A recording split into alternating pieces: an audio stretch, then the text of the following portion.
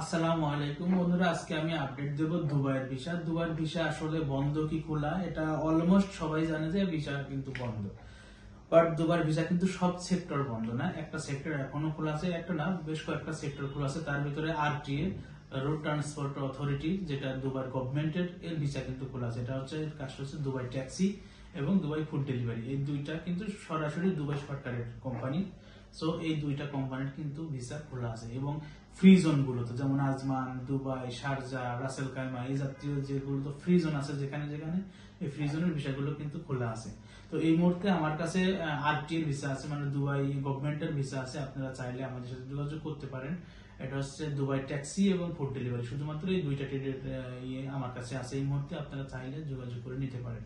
তো Dubai taxi সম্পর্কে যদি আমি বলি, আপনারা অনেকেই জানেন যে দুবাই ট্যাক্সিতে যদি আপনি যান তাহলে অবশ্যই এখানে ভালো একটা স্যালারি ইনকাম করতে পারবেন। এটা আপনার মান্থলি 4 থেকে 5,000 দিরহাম অনায়াসে ইনকাম করা সম্ভব দুবাই ট্যাক্সিতে।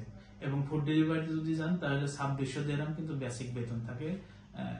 এবং ফুড ডেলিভারির যে আপনার টিপস থাকে ওগুলো তো আলাদা আছে, বা এক্সট্রা ডেলিভারি দিলে তার জন্য একটা একটা ইয়ে থাকে, সেটা অবশ্যই আছে।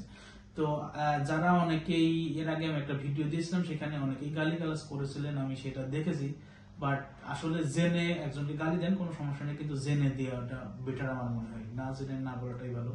আপনারা খোঁজ খবর নেন, নিয়ে তারপরে গালি দিন। খোঁজ খবর নেন, নিয়ে দেখেন যে দুবাইয়ের এই সেক্টরটা খোলা আছে কি নাই। দুবাই ট্যাক্সি আরটিএ, যেটা দুবাই সরকারের বিষয়, দুবাই গভর্নমেন্টের বিষয়। প্রাইভেট সেক্টর গুলো এখনো খুলি নাই, এটা হয়তো খুলবে, চেষ্টা চলতেছে। তো এটা হয়তো খুলবে, কিন্তু এখনো খুলি নাই, কিন্তু এইটা খোলা আছে। এবং ফ্রি জোনের যে বিষয়গুলো, ফ্রি জোনও সরকারি বিষয়, এই জন্যই খোলা আছে। তো গভর্নমেন্টের বিষয় কখনোই বন্ধ হয়নি, আগেও কখনো বন্ধ হয়নি, এখনো রানিং আছে, ইনশাল্লাহ ভবিষ্যতেও থাকবে। তো আপনারা যারা দুবাই যেতে আগ্রহী তাদেরকে আমি বলবো, আপনারা চাইলে এই দুইটা কাজে আপনারা অ্যাপ্লাই করতে পারেন। তো এই ছিল মূলত দুবাই সম্পর্কে।